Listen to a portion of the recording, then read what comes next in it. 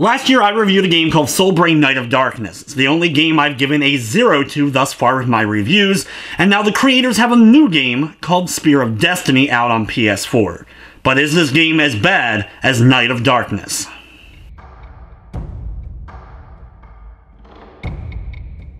It's honestly going to be truly difficult to describe Spear of Destiny unless you play it for yourself. And please, please do not get this game.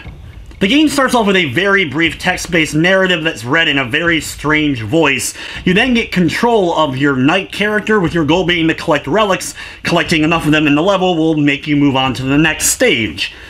You basically have a waypoint marker on the map. You run, grab that waypoint marker, then you get an arena built around you, fight a one-on-one fight. If you win, you then go to the next waypoint marker.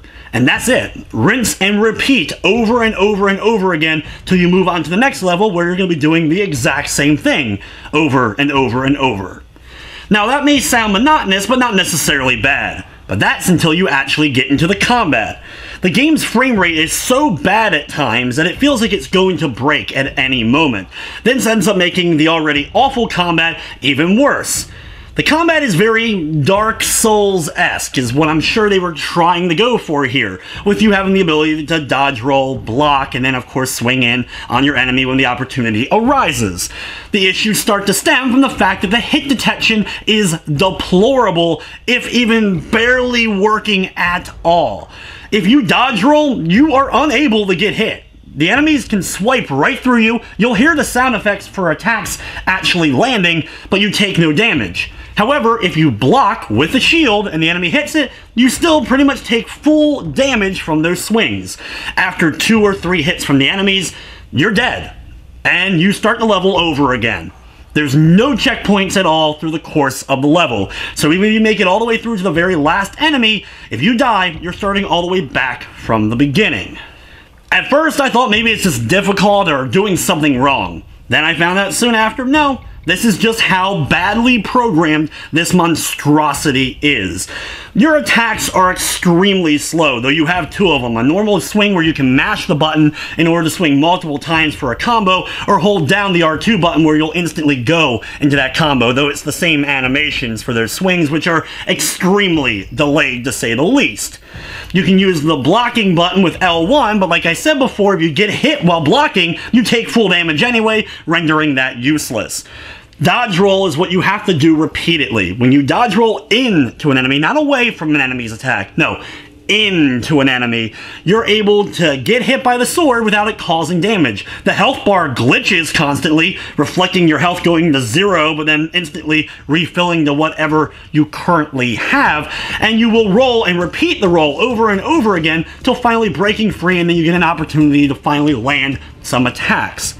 At any moment, though, the enemy can swing, heck, miss you, yet it still counts as a hit. If you're wondering, there is no items to equip, there's no extra swords or better armor to get, there's no healing items whatsoever, so you're not going to be able to heal your character during the course of the fighting itself. You just have to go grab the relics and somehow hope that you're able to glitch the game enough that you're able to win a battle and then move on to the next one until finally you're able to get through a stage. Most of the land you're exploring is completely empty or has walls that are just set up everywhere, invisible walls absolutely everywhere, though they didn't put them around the lake, as I was able just to run on the water itself. In fact, when I finally was able to complete a level, I found out that the next level was the same exact map, just it was at nighttime. And that's basically this game. The only way to progress was just mastering not only how awful the controls were, but glitching the game so that I was able to win certain encounters. The real issue with this game, though, is the fact that it exists and it's on the PlayStation 4 at all. There's no doubt in my mind, though, that assets from this game have been stolen from other titles. Not just an asset pack that's been turned into one of these generic style of games that we're seeing a lot of, which are awful. I'm sure a lot of the stuff from this game is flat out stolen from other titles, just like with Solbrain Knight of Darkness.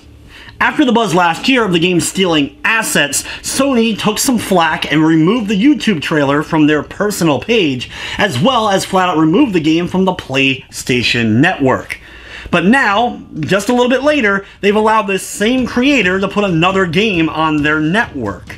Gilson Pontus is associated with the whole Solbrain series and Lightning Studios, and this game still has mentions of Lightning Studios in some descriptions, though there isn't a logo for it. I guess they tried to hide it best they could with this game being associated with that one, but it's clear as day that it is. There's one thing to have bad games on PSN, which Sony needs to do a better job of trying to do some quality control to stop some of these titles from making it over. Whether they be Orc Slayer, Horse Racing 2016, or the plethora of other crap we've seen in the last year or two. However, then there's another thing for a game that clearly has stolen stuff to be allowed on the network. And once they got caught with that, the fact that you allowed them to do it again, Sony, is just absolutely deplorable, and you should be accountable for it. This game should never have gone up on the PlayStation Network. And if you're wondering, the game cost $16.99. That's right, it's not a free game. It's not a cheap game. It's $16.99 if you want to try to get this game for yourself, though please do not end up doing so. The game does not feature a full list of trophies or a platinum, which is honestly irrelevant at this point. And even if this game didn't directly steal anything, the fact that it has that association with a game that did should have stopped Sony from allowing it on their system. With everything said, though, I'm going to be giving this game a 1 out of 10 just because you're able to save.